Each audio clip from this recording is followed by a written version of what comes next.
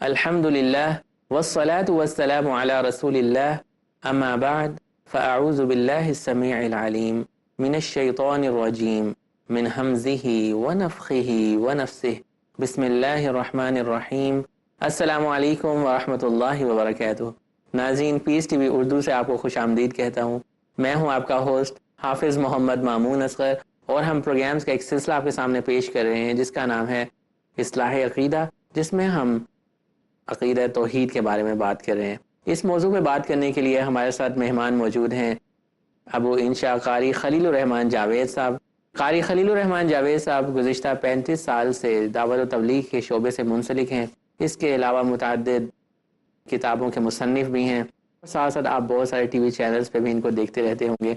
मैं चाहूँगा कि हम अल्लाह सुब्हानहु व तआला की जो अस्मा व सिफ़ात हैं उनके ऊपर हम नज़र डालें। आज के प्रोग्राम के अंदर उनको समझने की कोशिश करें। शेख साहब, अल्लाह सुब्हानहु व तआला के चेहरे की बात जब हम करते हैं और वजह का लफ्ज़ भी काफ़ी जगहों पे आया वजहुल्लाह, तो आप इसको एक्सप्लेन कीजिए। इमाम मालिक रहमतुल्लाह अलैह से पूछा गया कि अल्लाह रब्बुल आलमीन का अर्श जो है वो ऊपर है और अल्लाह रब्बुल आलमीन अर्श पर मुस्तवी है, इसके क्या मानी है? तो इमाम मालिक रहमतुल्लाह अलैह ने फरमाया कि अर्रहमान व अलल अर्श इस्तवा, ये बात हमें मालूम है जी, यानी अल्लाह रब्बुल आलमीन अर्श पर मुस्तवी है, ये बात हमें मालूम है। वल कैफ मजहूल, लेकिन उसकी कैफियत मजहूल है कि अर्श पर तो है, कैसा है ये बात मजहूल है, ये हम नहीं जान सकते। वल ईमान बिही वाजिबुन, लेकिन उस पर ईमान जो है वो वाजिब है, यानी वो हम पर फर्ज है कि ये हम ईमान लाएं। और वस्सुआल अन्हु बिदअतुन, और इसके बारे में सवाल करना बिदअत है। अल्लाहु अकबर। आप अल्लाह रब्बुल आलमीन के ये कि उसकी कैफियत क्या है, उसका चेहरा क्या है, ये तो हम बयान ही नहीं कर सकते, इसलिए कि अल्लाह रब्बुल आलमीन के बारे में कुरान कहता है कि लैसा कमिस्लिही शै, अल्लाह जैसी कोई चीज़ नहीं है। तो जब अल्लाह जैसी कोई चीज़ नहीं है तो हम उसको किसी से तशबीह भी नहीं दे सकते, अल्लाह की ज़ात को किसी से तशबीह भी नहीं दे सकते। इसलिए अल्लाह रब्बुल आलमीन वैसा है जैसे उसको अच्छा लगता है। अलबत्ता जिन जिन चीज़ों को अल्लाह रब्बुल आलमीन ने ज़िक्र किया है या नबी करीम सल्लल्लाहु अलैहि वसल्लम ने वजाहत की है, इसी तरह कुरान मजीद में पिंडली का भी जिक्र आता है, हदीस में भी जिक्र आता है, और इसी तरह रिजल का भी जिक्र आता है हदीस में, इसी तरह वजह का जिक्र कुरान मजीद में आता है। जैसे फरमाया कुल्लु मन अलैहा फ़ान व यबक़ा वजहु रब्बिका ज़ुल जलाली वल इकराम। तो ये जन्नती रब्बुल आलमीन को जन्नत में देखेंगे और ये जन्नत में सबसे बड़ा इनाम होगा अल्लाह रब्बुल आलमीन को देखने का। लेकिन दुनिया में ये मलका और ये मकाम अल्लाह रब्बुल आलमीन ने किसी को नहीं दिया कि दुनिया में कोई आंख अल्लाह रब्बुल आलमीन को देख सके, ये किसी को मकाम नहीं। दुनिया में तो नहीं, लेकिन बहुत सारे लोगों का ये अकीदा है कि नबी सल्लल्लाहु अलैहि वसल्लम ने शायद अल्लाह सुब्हानहु व तआला को देखा हुआ है मेराज की रात, या किसी भी हवाले से लोग इसके बारे में बताते हैं। तो इसकी कोई दलील हमें कुरान और हदीस से मिलती? कतई नहीं, बल्कि यही सवाल नबी करीम सल्लल्लाहु अलैहि वसल्लम से सहाबा ने किया कि या रसूल अल्लाह सल्लल्लाहु अलैहि वसल्लम, क्या आपने अल्लाह को देखा है? हल रअयत रब्बक, क्या आपने अपने रब को देखा है? आपने फरमाया नूरुन फअन्ना अराहु, नूर है, मैं उसको कैसे देख सकता हूँ। मुस्लिम शरीफ की रिवायत है। और मुस्लिम शरीफ की एक और रिवायत है, उसमें आपसे पूछा गया तो आपने फरमाया मैंने सिर्फ नूर देखा है, मैंने सिर्फ नूर देखा है। तो नूर से क्या मुराद है? वो रब्बुल आलमीन की ज़ात मुराद नहीं है, इसलिए कि दूसरी रिवायत जिसमें आपने यूं फरमाया कि अल्लाह तो नूर है, मैं उसको कैसे देख सकता हूँ, तो उससे ज़ाहिर होता है कि आपने अल्लाह को नहीं देखा। फिर कुरान मजीद में आता है ला तुदरिकुल अबसार वहुव युदरिकुल अबसार, कि कोई आँख जो है वो उसका इदराक नहीं कर सकती। जितनी भी दुनिया में आंखें हैं अल्लाह का इदराक नहीं कर सकती, लेकिन वो आंखों का इदराक करता है। अल्लाह रब्बुल आलमीन सबको देखता है, सबकी आंखें देख रहा है, लेकिन दुनिया की कोई भी आंख अल्लाह रब्बुल आलमीन को ना देख सकती है और ना देख रही है। हत्ता कि मूसा अलैहिस्सलाम ने भी अल्लाह से जिद की कि या अल्लाह रब्बि अरिनी अंजुर इलैक, मैं तुम्हें देखना चाहता हूँ, मुझे अपना आप दिखा। तो अल्लाह ने कहा लन तरानी, तू मुझे नहीं देख सकता। موسیٰ علیہ السلام نے تھوڑی سی اور ضد کی، یا اللہ میں دیکھوں گا۔ اللہ رب العالمین نے کہا تو پھر ایسا کر، یہ جو سامنے پہاڑ ہے، وَلَٰكِنِ انظُرْ إِلَى الْجَبَلِ، اس پہاڑ کی طرف تو دیکھ اور میں اس کے اوپر اپنی تجلی ڈالوں گا، اگر تو دیکھ سکا تو پھر دیکھ لیں گے۔ تو موسیٰ علیہ السلام نے کوہ طور پہ دیکھا، اللہ نے جب اپنی تجلی اس پہ ڈالی، قرآن کہتا ہے کہ خر موسیٰ صاعقہ، موسیٰ علیہ السلام گر پڑے۔ تو اللہ رب العالمین کی وہ تجلی کی تاب نہ لا سکے، اللہ کو دیکھنا تو دور کی بات ہے، البتہ مرنے کے بعد جنت کے اندر مومن کی آنکھ میں اللہ رب العالمین وہ نور پیدا فرما دیں گے جو اللہ رب العالمین کی زیارت کر کے وہ اپنے آپ میں ایک جنت کا ایک اعلیٰ انعام سمجھ کر اپنے اندر وہ خاص قسم کا سرور اور خوشی محسوس کرے گا اللہ رب العالمین کی زیارت۔ جی بالکل، بہت سارے لوگوں کا یہ عقیدہ ہے کہ ایک عام انسان جنت میں جا کے جب اللہ سبحانہ وتعالیٰ کو دیکھ سکے گا تو کیا نبی صلی اللہ علیہ وسلم نہیں دیکھ سکتے تھے؟ اس لیے میں نے آپ سے جنت میں تو بالکل ہمیں انکار نہیں ہے، نبی صلی اللہ علیہ وسلم بھی دیکھیں گے۔ پھر جو ربی کریم نے خود فرمایا کہ نور ہے، میں اسے کیسے دیکھ سکتا ہوں، تو آپ کے فرمان کو ہم کیسے جھٹلا سکتے ہیں؟ پھر سیدہ عائشہ فرماتی ہیں کہ اگر کوئی شخص یہ عقیدہ رکھتا ہے کہ محمد صلی اللہ علیہ وسلم نے اپنے رب کو دیکھا ہے فقد کذب، اس نے جھوٹ بولا ہے۔ بہت اچھی آپ نے وضاحت کی، اور یہ ایسے معاملات ہیں جن میں ہمیں بہت زیادہ ڈیپ نہیں جانا چاہیے۔ جو اللہ سبحانہ وتعالیٰ نے محکمات کی آیتیں اتاری ہیں قرآن مجید میں، ان کی طرف غور کرنا چاہیے کہ اللہ سبحانہ وتعالیٰ نے ہمیں اس دنیا میں کیوں بھیجا ہے اور ہمارے بھیجنے کا کیا مقصد ہے، ہم نے کیسے اللہ کی عبادت کر کے اللہ سبحانہ وتعالیٰ کو خوش کرنا ہے، اس کی طرف ہماری توجہ زیادہ ہونی چاہیے، اور یہ سوچنا چاہیے کہ کن چیزوں سے اللہ سبحانہ وتعالیٰ ناراض ہوتے ہیں، ہم نے وہ کام نہیں کرنے۔ ایک چھوٹا سا سوال جو ہمارے ناظرین کے بھی ذہن میں ہے کہ اللہ سبحانہ وتعالیٰ نے مثال دی، جیسے پنڈلی کی مثال دی ہے، اللہ سبحانہ وتعالیٰ کی ایک پنڈلی ہے، اس میں آپ بتا سکتے ہیں اس کے پیچھے حکمت کیا ہو سکتی ہے؟ اللہ سبحانہ وتعالیٰ یہ لفظ کیوں استعمال کیا؟ اللہ رب العالمین اپنے کسی بھی چیز کے بیان کرنے پر اس کی وجہ بتانے کا پابند نہیں ہے، جبھی تو وہ رب ہے۔ یہ وجہ بتانے کی اور دلیل دینے کے تو میں اور آپ پابند ہیں کہ ہم کوئی بات کریں تو اس کی دلیل دیں۔ وہ تو بادشاہ ہے، احکم الحاکمین ہے، شہنشاہ ہے رب العالمین، اس کو اپنی کسی بھی چیز کی وجہ بتانے کی ضرورت نہیں ہے۔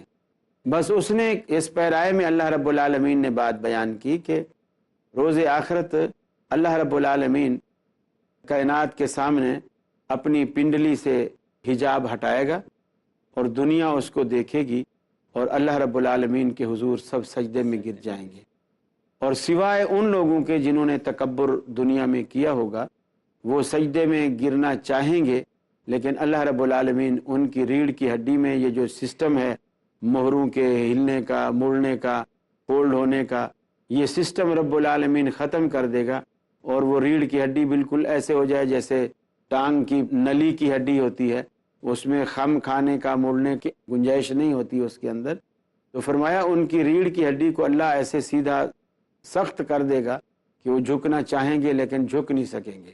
اب اللہ ایسا کیوں کرے گا؟ اب اللہ تبارک و تعالیٰ سے تو کسی کی مجال نہیں ہے جو کیوں کر کے پوچھ سکے، الا یہ کہ اللہ رب العالمین خود اپنی کسی بات کی وضاحت کر دے۔ تو میرا خیال ہے ہم اس سوال کا جواب دینے سے ہم قاصر ہیں۔ جزاکم اللہ خیر۔ یہاں پہ ایک چھوٹی سی بریک کا وقت ہو گیا ہے ناظرین، بریک کے بعد دوبارہ آتے ہیں اور اللہ سبحانہ و تعالیٰ کے اسماء و صفات پہ جو گفتگو چل رہی ہے اس کو آگے لے کے چلیں گے۔ السلام علیکم ورحمۃ اللہ وبرکاتہ۔ السلام علیکم ورحمۃ اللہ وبرکاتہ۔ ویلکم بیک ناظرین، بریک کے بعد دوبارہ سے آپ کے سامنے حاضر ہیں۔ بریک پہ جانے سے پہلے ہم گفتگو کر رہے تھے اللہ سبحانہ و تعالیٰ کی ان چیزوں کی جن کا ذکر قرآن مجید میں آیا ہے۔ کچھ ناظرین کے ذہنوں میں جو سوالات ہیں یا جو سوشل میڈیا پہ ہمیں سوالات ملتے ہیں اس حوالے سے ہم نے اپنے شیخ سے جاننے کی کوشش کی، لیکن جو حتمی انہوں نے اس کا نتیجہ بتایا کہ جو شخص اللہ سبحانہ و تعالیٰ کی جیسے چہرے کا ذکر ہے، پنڈلی کا ذکر ہے، مختلف چیزوں کا ذکر ہے، ان کی کیفیات کے بارے میں جاننے کے لیے زیادہ کانشیس ہوتا جائے گا تو یہ چیز انسان کو کفر تک لے جاتی ہے۔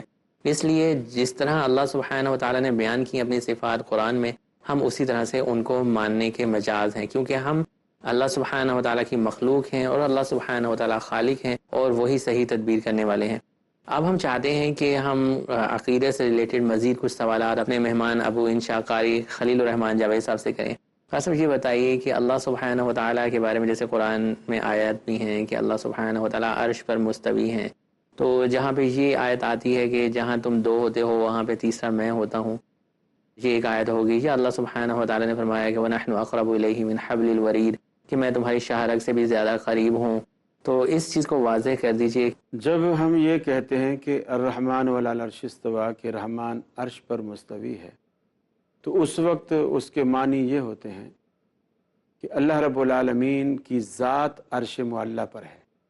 اور جب ہم یہ کہتے ہیں کہ اللہ رب العالمین ہر ایک کے ساتھ دوسرا ہے، ہر دو کے ساتھ تیسرا ہے، ہر تین کے ساتھ چوتھا ہے، بلکہ قرآن مجید نے اس سے بھی بڑھ کر فرمایا کہ اینما تولوا فثم وجہ اللہ کہ تم جدھر بھی رخ کرو گے اللہ کو پاؤ گے، یعنی جدھر دیکھو تو ہی تو ہے، تم جدھر رخ کرو گے اینما تولوا فثم وجہ اللہ، اللہ رب العالمین کو پاؤ گے۔ تو اس سے مراد اللہ رب العالمین کا علم، اللہ کی سماعت، اللہ رب العالمین کا دیکھنا، اللہ کی پاور، اللہ کا اختیار، اللہ کی قدرت، کہ تم جہاں کہیں بھی ہو میرا بس، میری طاقت، میرا زور، میری قوت یا میری مدد ہر طرح سے تمہارے شامل حال ہے، اور تمہارا کہیں ہونا میرے علم سے اوجھل نہیں ہے، وہ میرے علم میں ہے۔ تمہارا کہیں رہ کر مجھے پکارنا، میں تمہاری پکار سے غافل نہیں، میں سن رہا ہوں۔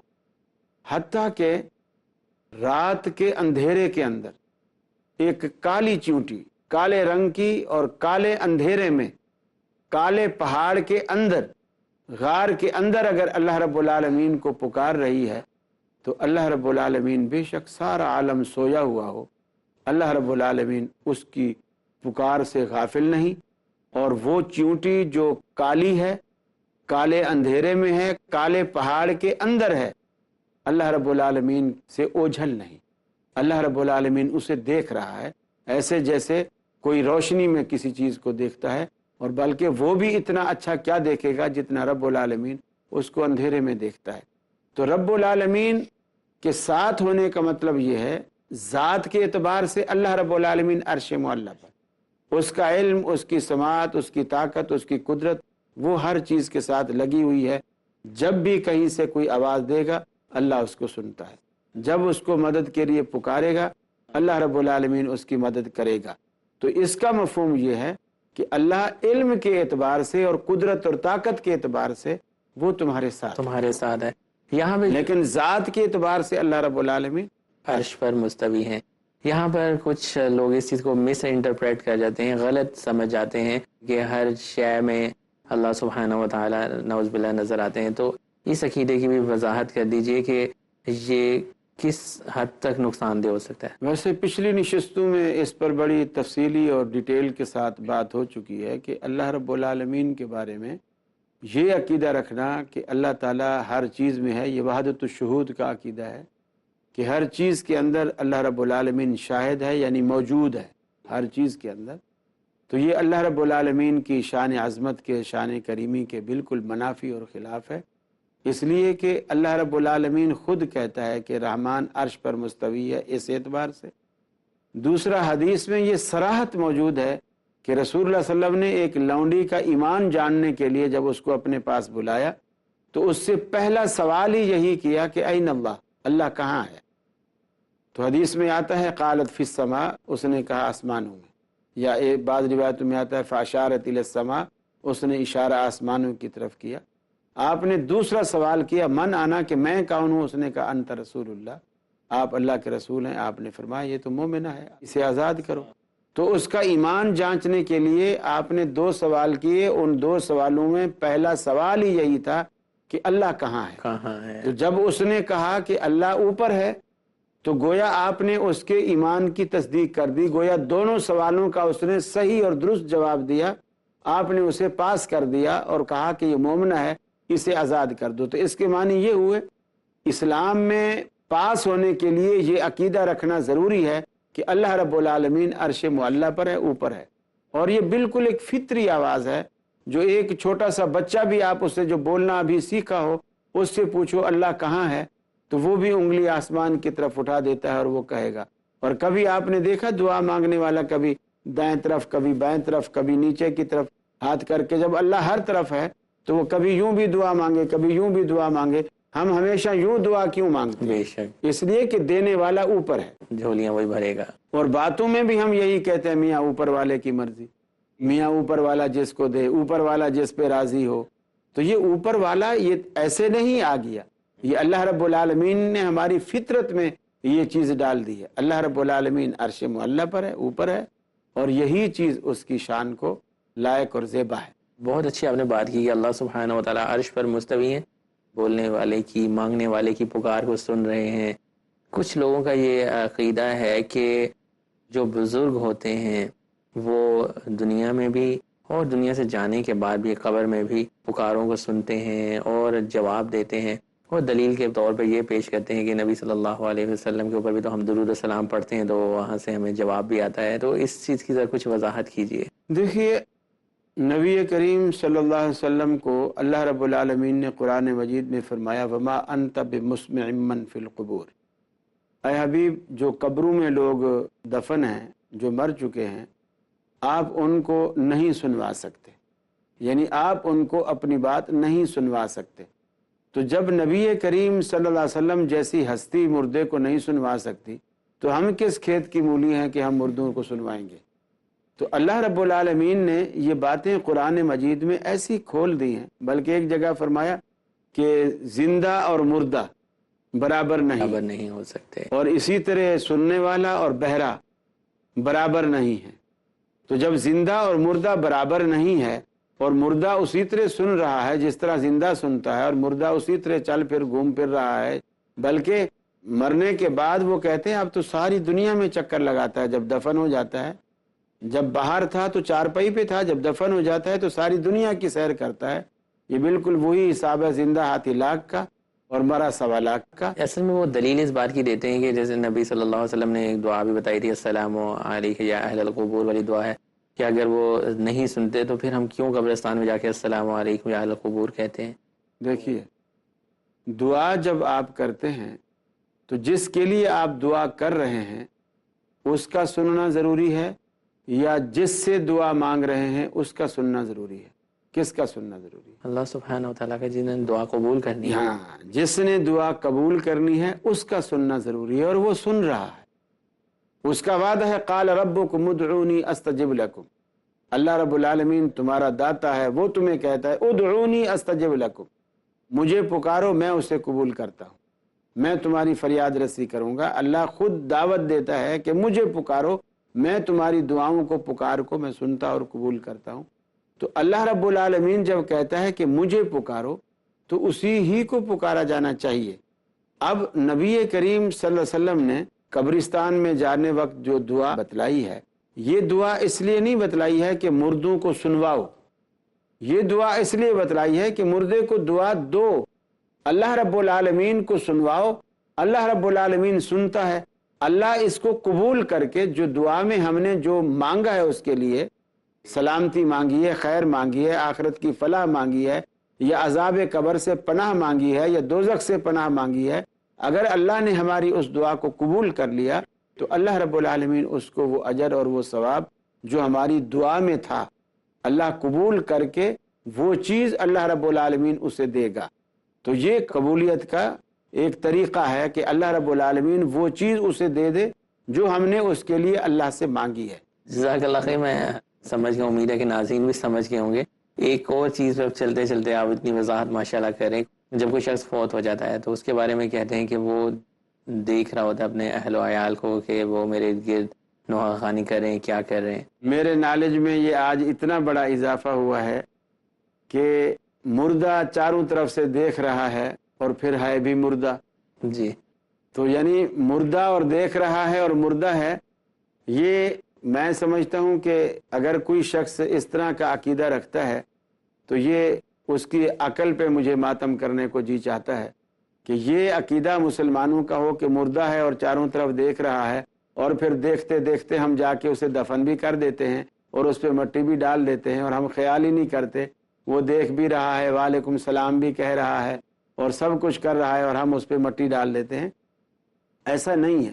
جب اللہ رب العالمین نے اس کی تصدیق نہیں کی، رسول اللہ صلی اللہ علیہ وسلم نے تصدیق نہیں کی، تو ہمیں اپنی طرف سے یہ باتیں اور یہ جملے نہیں کہنے چاہیے، صرف اس سے یہ نکالنا کہ چونکہ سلام کرنے والا جا کر کے سلام کرتا ہے، تو یا تو اللہ کے نبی نے کئی مقامات پہ کہ قرآن مجید بھرا پڑا ہوا ہے، جیسے قل یا ایھا الکافرون، اب اس میں یا ایھا الکافرون کہہ کر امام صاحب اگر نماز پڑھا رہے ہیں تو پیچھے اس کے کوئی کافر تو نہیں کھڑے ہوئے ہیں، تو وہ کس کو مخاطب کر رہا ہے؟ لیکن اب چونکہ قرآن اسی طرح اترا ہے اور ہم اس کو اسی طرح پڑھنے پر مکلف ہیں، اسی طرح پڑھنے کے پابند ہیں، یہ عقیدہ رکھے بغیر کہ کافر سن رہے ہیں، تو وہ دعا بھی ہم اسی طرح پڑھنے پر مجبور اور مکلف ہیں جس طرح اللہ کے نبی نے سکھلائی ہے، یہ عقیدہ رکھے بغیر کہ وہ سن رہا ہے۔ وہ سن رہا ہے، سننے والی ذات اللہ سبحانہ و تعالیٰ کی ہے، کیونکہ دعاؤں کو قبول اللہ سبحانہ و تعالیٰ نے کرنا ہے، اور اسی کے پاس جانا چاہیے دعا کو۔ اور دعا جانی بھی اللہ سبحانہ و تعالیٰ کے پاس ہی چاہیے۔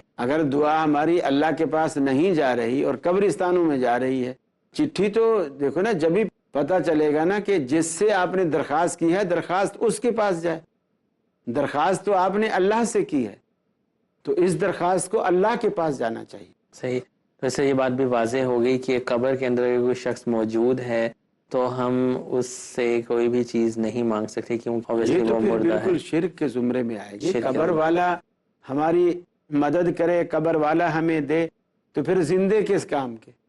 یعنی زندوں کی مدد مردے آ کے کریں گے تو پھر تو ہمارے زندہ ہونے پر ہی تف ہے کہ زندوں کی مدد جو ہے وہ مردے آ کے کریں، یہ تو ممکن ہی نہیں ہے۔